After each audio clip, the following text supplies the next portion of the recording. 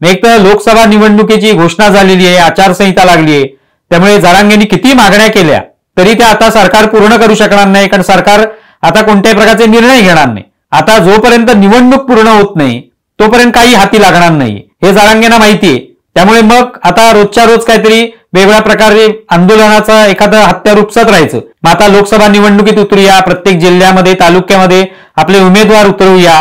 त्यातही त्यांना लक्षात आलं, कारण ही अंतरवाली सराटीमध्ये जी काही सभा झाली त्यांची, त्यात त्यांनी म्हटलं की लोकसभा निवडणूक आपण लढवूया नको, त्यापेक्षा विधानसभेवर लक्ष केंद्रित करा, तिथे आपण उमेदवारांविरुद्ध आपले उमेदवार देऊ. कारण त्यांना लक्षात आलं की लोकसभा मतदारसंघ मोठा आहे. लोकसभा मतदारसंघ म्हणजे जिकडे एक 7-8 विधानसभा मतदारसंघ एकत्र आल्यावर लोकसभा मतदारसंघ होतो, तर त्याला येणारा खर्च, त्यासाठी जी काय किचकट प्रक्रिया आहे ती सगळी करणार कोण. भान आल्यानंतर त्यांनी ते म्हणायला सुरुवात केली की लोकसभा निवडणुकीपेक्षा आपण विधानसभा निवडणुकीवर लक्ष केंद्रित करूया.